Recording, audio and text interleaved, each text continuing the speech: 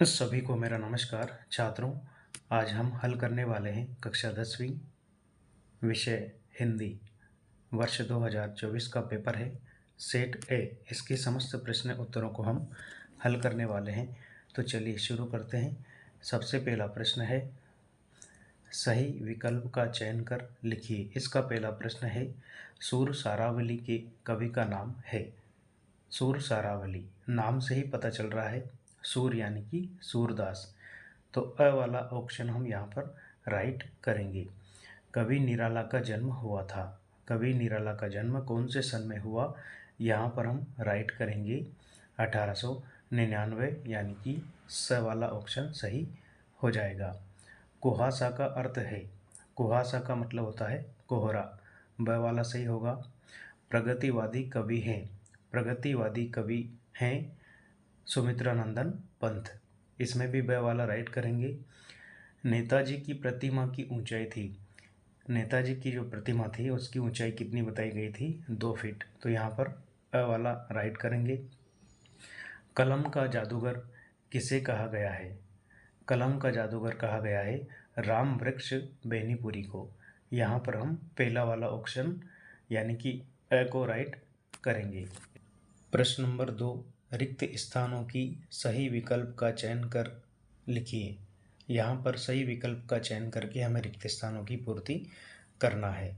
तो देखिए सबसे पहले वल्लभाचार्य के गुरु थे, वल्लभाचार्य जी के गुरु कौन थे, सूरदास। तो यहाँ पर आ जाएगा सूरदास। दोहा छंद की प्रथम एवं तृतीय पंक्ति में मात्राएं होती है। तो दोहा जो छंद होता है उसकी प्रथम और तृतीय पंक्ति में 13-13 मात्राएं होती है। तो 13-13 हम यहाँ पर रिक्त स्थान में लिखेंगे। रस के अंग हैं, रस के कितने अंग हैं, रस के अंग होते हैं 4। तो हम रिक्त स्थान में 4 लिख देंगे। आधुनिक हिंदी कविता का प्रारंभ संवत कब से माना जाता है, 1900 से, 1901 से या 2000 से। तो आधुनिक हिंदी कविता का प्रारंभ सन 1900 से माना जाता है। तो हम संवत 1900 रिक्त स्थान में लिखेंगे।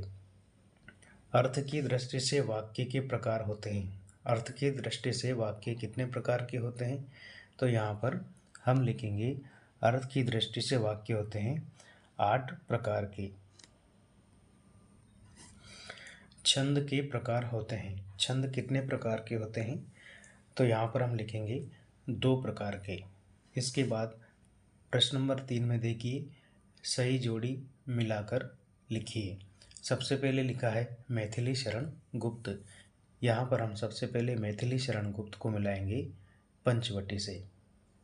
फिर लिखा है रिसाई, रिसाई को हमें मिलाना है क्रोध करना। चौपाई यानी कि चौपाई को हमें मिलाना है 16 से। एक अंक, एक अंक यानी कि उसको हम क्या कहेंगे, एकांकी। शिव पूजन सहाय, शिव पूजन सहाय की रचना है माता का आंचल। और राम वृक्ष बेनीपुरी, राम वृक्ष बेनीपुरी, इसको हम मिलाएंगे मुजफ्फरपुर से। इसके बाद अगला प्रश्न देखिए, प्रश्न नंबर 4। एक वाक्य में हमें यहाँ पर उत्तर देना है रामचरित मानस का मुख्य छंद क्या है। तो इसका उत्तर हम लिखेंगे रामचरित मानस का मुख्य छंद है चौपाई। विनय पत्रिका की रचना किस भाषा में हुई है, इसका उत्तर हो जाएगा विनय पत्रिका की रचना ब्रज भाषा में हुई है। कामायनी किसकी रचना है, तो यहाँ हम लिखेंगे कामायनी जयशंकर प्रसाद की रचना है। अट नहीं रही है कविता किस बात को प्रकट करती है, यहाँ पर हम लिखेंगे अट नहीं रही है कविता फाल्गुन की मादकता को प्रकट करती है। कवि नागार्जुन का मूल नाम क्या है, कवि नागार्जुन का मूल नाम विद्यानाथ मिश्र है। निराला रचनावली में कितने खंड हैं, इसका उत्तर हम लिखेंगे निराला रचनावली में कुल 8 खंड हैं। अब देखिए प्रश्न नंबर 5, जिसमें हमें लिखना है सत्य और असत्य। पहला है श्री कृष्ण ने गोपियों को समझाने उद्धव को भेजा था, बिल्कुल सत्य है, यहाँ पर हम सत्य लिखेंगे। बिस्मिल्लाह खां हिंदू मुस्लिम एकता के समर्थक थे, ये भी सत्य है, तो यहाँ भी हमें सत्य लिखना है। पर्वतीय सुंदरता मन को नहीं भाती है, ये असत्य है, यहाँ हमें असत्य लिखना है। संस्मरण में कल्पना तत्व की प्रधानता होती है, ये भी गलत है, तो यहाँ पर भी हम असत्य लिखेंगे। हिंदी का प्रथम उपन्यास परीक्षा गुरु को माना गया है, यह सत्य है। कहानी के 6 तत्व होते हैं, ये भी सत्य है। इसके बाद देखिए प्रश्न नंबर 6, नागार्जुन की 2 रचनाओं के नाम लिखिए। तो यहाँ पर हम कवि नागार्जुन की 2 रचनाओं के नाम लिख सकते हैं, युगधारा और सतरंगी पंखों वाली। अन्य भी आप लिख सकते हैं यदि आपको नाम याद है तो। इसके अलावा देखिए इसका जो अथवा वाला है, नई कविता की 2 विशेषताएं लिखिए। तो नई कविता की 2 विशेषताएं हम लिख सकते हैं। पहली, प्रयोगों में नवीनता। दूसरी हम लिख सकते हैं अनुभूतियों का वास्तविक चित्रण। अब प्रश्न नंबर 7 में देखिएगा, कवि सूरदास अथवा तुलसीदास की काव्यगत विशेषताएं निम्न बिंदुओं के आधार पर लिखिए। कवि सूरदास या फिर तुलसीदास। तो यहाँ पर देखिए सबसे पहले हम 2 रचनाओं के नाम लिखेंगे। कवि सूरदास जी की 2 रचनाएं हैं, साहित्य लहरी और सुरसागर। इसके अलावा तुलसीदास जी की 2 रचनाएं हैं, विनय पत्रिका और दोहावली। इसके अलावा देखिए प्रश्न नंबर 8, फसल क्या है। तो इसका उत्तर हम लिखेंगे, फसल नदियों के पानी का जादू है, किसानों के हाथों की महिमा है, संदली भूरी काली मिट्टी का गुणधर्म है, सूर्य की किरणों का रूप परिवर्तन है। या फिर अथवा वाला भी हम कर सकते हैं, उद्धव के व्यवहार की तुलना किस किस से की गई है। तो यहाँ पर उद्धव के व्यवहार की तुलना गोपियों ने कमल के पत्तों व तेल की गागर से की है। प्रश्न नंबर 9 देखिए, इसमें लिखा है, कविता में बादल किन किन अर्थों की ओर संकेत करता है। तो इसका उत्तर हम लिखेंगे, कविता में बादल, पहला, बादल वर्षा करके ताप से तपती धरती को शीतल करता है। दूसरा, बादल के बरसने पर ही किसान अपनी खेती बाड़ी करना प्रारंभ करते हैं। अथवा वाला भी हम लिख सकते हैं, स्मृति को पाथेय बनाने से कवि का क्या आशय है। तो इसका उत्तर है, कवि के मन मस्तिष्क पर केवल स्मृतियाँ ही है, इन्हीं स्मृतियों को कवि जीने का सहारा बनाना चाहता है। स्मृति को पाथेय बनाने से ही कवि का आशय स्मृति के सहारे से है। प्रश्न नंबर 10, काव्य की परिभाषा लिखिए। तो इसमें हम लिखेंगे, समस्त भाव प्रधान साहित्य को काव्य कहते हैं। इसकी अथवा वाला प्रश्न है जिसमें लिखा है, पुनरुक्ति प्रकाश अलंकार की परिभाषा उदाहरण सहित लिखिए। तो यहाँ पर हम लिख सकते हैं, जहाँ एक ही शब्द का समान अर्थ में एक से अधिक बार प्रयोग होता है वहाँ पुनरुक्ति प्रकाश अलंकार होता है। जैसे उदाहरण में हम लिख सकते हैं, पुनि पुनि मुनि उकसहीं अकुलाई।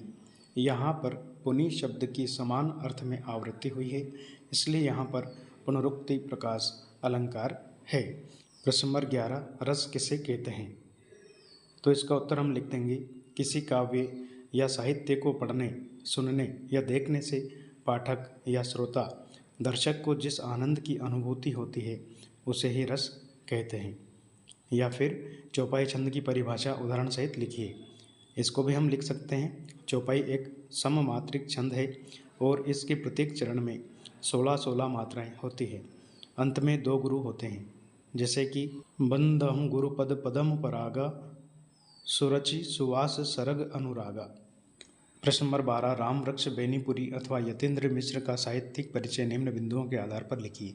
2 रचनाएं और भाषा शैली। तो यहाँ पर 2 रचनाओं के हम नाम लिखेंगे, पतितों के देश में और चिता के फूल। इसके बाद हम देखेंगे यतीन्द्र मिश्र, इनकी 2 रचनाएं हैं, यदा कदा और ठ्योड़ी पर आलाप। इसके बाद प्रश्न नंबर 13 है, भगत की पुत्र वधू उन्हें अकेले क्यों नहीं छोड़ना चाहती थी। तो इसका उत्तर हम लिखेंगे, भगत की पुत्र वधू उन्हें अकेले छोड़कर इसलिए नहीं जाना चाहती थी क्योंकि भगत की देखभाल करने वाला कोई नहीं था। अथवा वाला जो प्रश्न है, इसमें लिखा है नाटक और एकांकी में कोई दो अंतर लिखिए। तो नाटक में अनेक अंक होते हैं, पहला यह हम लिख देंगे, जबकि एकांकी में एक अंक होता है। दूसरा हम लिखेंगे नाटक में अन्य गौण कथाएं भी होती है, जबकि एकांकी में एक ही कथा या एक ही घटना होती है।